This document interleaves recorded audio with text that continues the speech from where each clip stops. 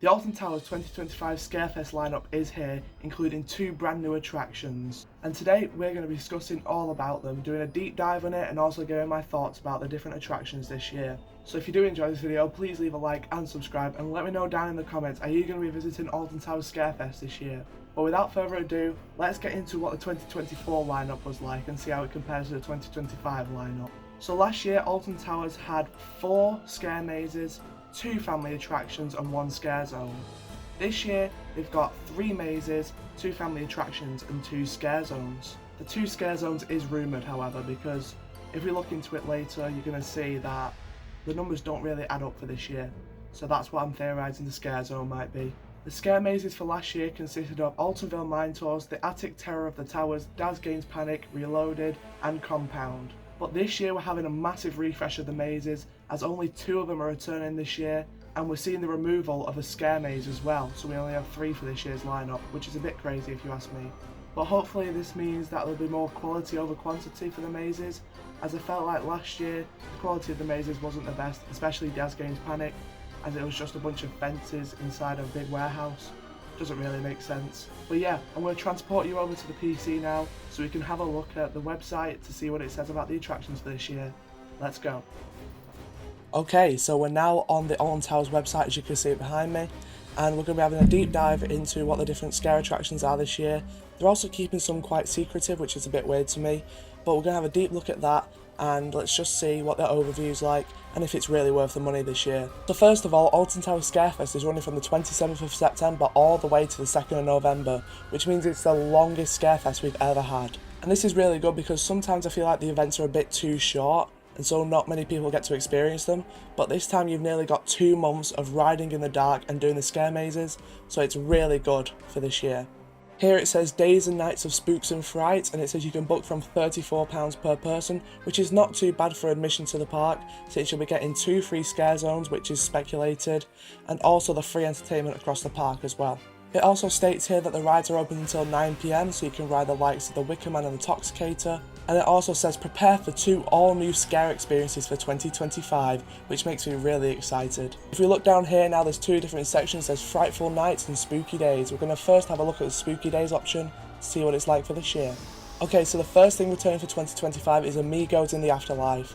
This was new for last year and it's a Day of the Dead theme, and it's about 20 minutes long in duration, good for the families, and yeah, it's back for this year. I would have been shocked if it didn't come back because it was literally introduced last year, and also it seems like it was a good hit for all the families. If you don't know what this is about, it's basically a Day of the Dead themed maze. I say a maze, it's more of an interactive walkthrough where you've got actors in each room and you interact with them and have some fun games along the way. This is one of the longest ones here at Scarefest this year. It's about 20 minutes in length like I said earlier, and it takes you through different scenes with different characters, and overall it's an amazing experience. The next one back for this year is Trick or Treat Town, but this year it's collaborating with Mawam and not just Haribo, which is really interesting because we could be getting more sweets in the bags. That was a criticism I had last time from going through Trick or Treat Town. I just didn't really get many sweets for the price I paid. This one has been here for about 4 years now, I'm pretty sure, but it is a staple for the Scarefest at this point, so I'm happy with it coming back. It's really well themed inside. It's like a little town where you go and knock on the doors and some actors come out. They're not even too scary either, they're nice and friendly. So it's good for the families, good for the kids, also good for the adults. Alongside this, you've got 3 different types of entertainment on the park. You've got the CBeebies Land Monster Ball, which is where all the characters dress up in the Halloween costumes and do a show. It's actually pretty nice. Another thing is the spectacular family fun shows that they have on, including the Freaky Friends. As last year they had 2 new additions, they had Vampire and Zombob, so it'd be really good to see them come back this year. And hopefully they change up some of the scripts, because I know they did it last year, but I hope they can do it again and maybe introduce a new show. However, this has had quite a big change for this year, since it's usually located on the lawns in front of the towers, but here it says it's located in the courtyard area, which means that it's not going to have the massive stage anymore, but instead a small one like Pirate Takeover. This is a bit of a shame because I always liked the Scarefest area on the lawns. They had a bunch of different food stalls, they had a bar, they also had the stage with loads of seating. It created a really nice atmosphere at night time and during the day as well. So it's a shame that the stage isn't being used for this year, but at least they're keeping the shows. And last but not least, this is for all the family, the Alton Ancestors. This is a real staple of the park here. The Alton Ancestors are basically people from the dead who come back and do a dance show. It's basically like a flash mob. and it's really good every time they do it. They also do a final horn typically on the stage, but I'm not sure how that's going to work this year since they've not got the stage itself. They could still do it in the courtyard, I'm not too sure, but we'll just have to see about that. We'll also be dancing to some songs from this year, so it means that the audio will be changed every single year, so it makes it really unique and different for every time you go. It says down here you can experience the rides at dusk, such as CBeebies Land. However, that does shut before the park does, unfortunately, just because I don't think many people will ride it at like 9 o'clock. However, the rest of the attractions in the park is still open until 9 PM. That also includes the Curse at Alton Manor, which is also advertised here, of course, because it's a haunted house ride, so it's a perfect marketing excuse if you ask me. We're now going to click onto the Frightful Night section, which includes all the big mazes for this year, and maybe some scare zones as well. It says here there's going to be 2 returning favourites for this year, which are backed by popular demand. These obviously are Altonville Mine Tours and Compound, which I don't mind Compound coming back because it was an amazing maze last year. I never got to do it, but I will be doing it this year. But from what I've heard, it's absolutely amazing, and it's only its 2nd year, so it's technically a brand new maze still. On the other hand though, Altonville Mine Tours has been here for 10 years, so it definitely needs to go after this year. I'm guessing they did it to sort of make it a legacy, the longest running scare maze at Alton Towers, but it's definitely served its time. What's really exciting is down here it says 2 brand new scare experiences. Step into the darkness where a chilling presence watches. Dare to enter if you think you can escape. I'm really excited for this just because 2 brand new scare experiences. We've not had 2 of them for a while.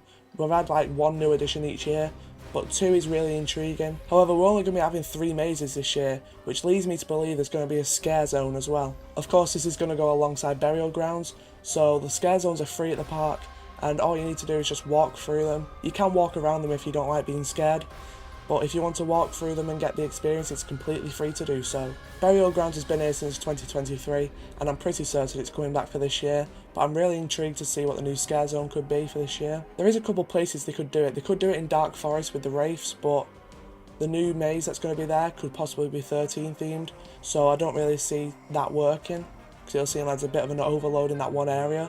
So I think to space it out, they could either do it in the pathway where Spinball Wizard used to be, where the Freak Show scare zone used to be, or even X Sector with some like creepy contortionists with like giant smiles or something, similar to the thing they did in the Festival of Thrills. But it is really intriguing, and I can't wait to see what they've got planned. As opposed to rides in the dusk, you've got rides in the dark here, such as the Wicker Man, Oblivion, or Toxicator. It is also advertising the Smiler there.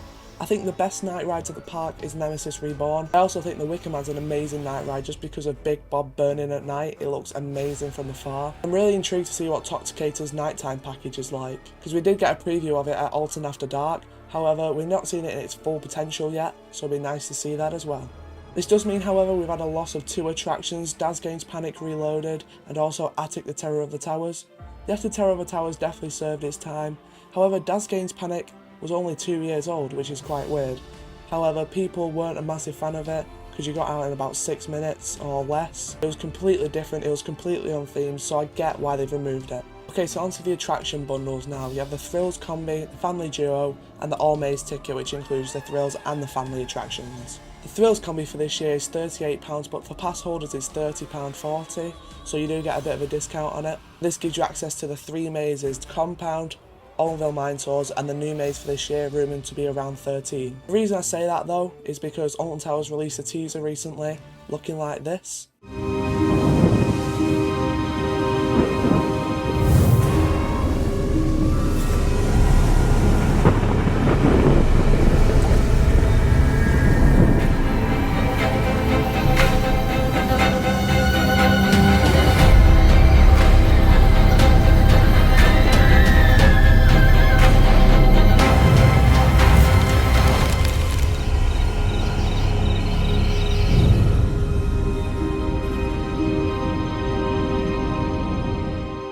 And I think this alludes to the Dark Forest Scare Maze, absolutely.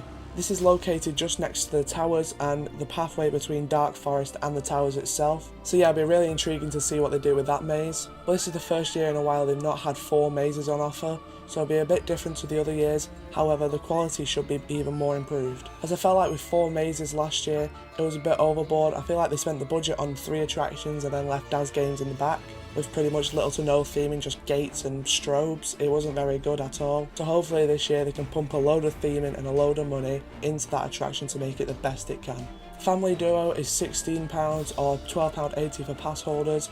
This includes Amigos in the Afterlife and Trick or Treat Town. We will be looking at the individual prices of the mazes later on in this video, just to compare the prices between getting the combi tickets and the solo tickets. And finally, you have the all maze ticket, which is the Thrills and Family.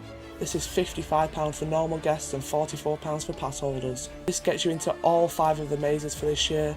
The Scare Zones are complimentary with your ticket, obviously, so you don't have to pay for them. But the others you can buy in one big bundle, so you don't need to keep buying them separately. Okay, so now onto the attraction solo section, and for one ticket to Altonville Mine Tours, it's £14 for a day guest and £11.20 for a pass holder.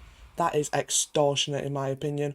£14 for one scare maze that lasts 10 minutes is not worth it in my opinion. So I'd say if you want to buy any of the thrill mazes for this year, I suggest you go for the full package because it saves you quite a lot of money. It is weird though because they haven't put Compound on this list for buying the attraction solos, so unless it's getting like a major rebrand or something, I'm not too sure. Or it might just be a mistake that it's not on the website yet. The 2 family attractions for this year, Amigos in the Afterlife and Trick or Treat Town, are £8 for pass holders and £10 for normal guests, which is not bad at all considering Amigos in the Afterlife is about a 20-minute experience.